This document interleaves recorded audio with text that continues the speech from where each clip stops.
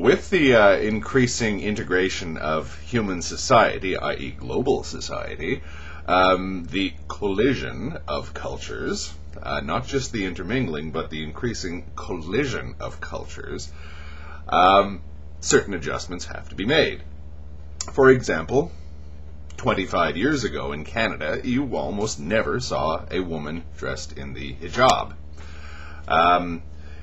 There still are examples of religious dress, and particularly modest religious dress in at least the part of the country, Canada, that I live in, Winnipeg. About 100 years ago, a large number of German-speaking Mennonites came from Russia, and among the more observant of the Mennonites, the women tend to cover their hair with a scarf, or I'm not sure, maybe there's a proper term for it. They also have a little gauze bun that I think it's younger or unmarried women wear around their hair, around a bunned up part of their hair at the back. No one seems to think that this is any kind of menace to society. The Mennonites are generally seen as quite acceptable, quite nice people who keep to themselves, don't bother anyone else with their point of view, work very diligently out on the prairie in the more inhospitable parts of the country, pull their weight, and do well. So I wonder why the hijab is causing controversy these days, when we as a society are already used to this kind of thing.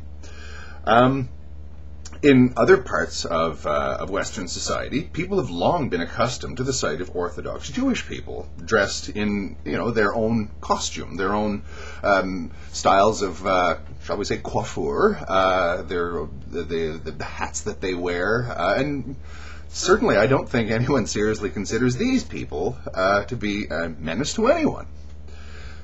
So what is it about the hijab that makes us feel more menaced? Well, it's entirely possible one of two things. These are just hypotheses. I'm not saying that I believe them. One is the Islamic communities that we see now in the West are just the thin part of the wedge, i.e., the sheer number of Muslims in the world and the increasing immigration from Muslim countries to non-Muslim countries makes us think that there will be a critical mass at some point whereby Islamic citizens will have the numbers to impose their will upon the majority, or not even the majority, but won't even be the majority anymore. Demographics are such that, or are believed to be such that, one day Muslim people will be the majority, and then what will they do? That's just one way of thinking. I don't subscribe to that. I don't believe that today's Muslim Canadians are a fifth column just paving the way for the takeover of Canada. But I think that there's a little bit of that in the back of a lot of people's minds. The second thing deals with the women's rights issue. Being forced into the hijab, being beaten by your family, mistreated in certain ways because of your refusal to do it, or just being ridiculed or teased or nagged or preached at for not doing so. That's an issue of women's rights. Now, by the same token, getting back to the presence of religious and religiously clad minorities already existent in Western society, there's no evidence that that doesn't already take place among the Mennonites, the Amish, the Hasidic, Lubavitcher Jewish communities, and one could mention any number of other religious groups that promote a particular way of dress. So what I tend to think the whole thing is, it's sort of a combination of the two, and the one often is masquerading as the other.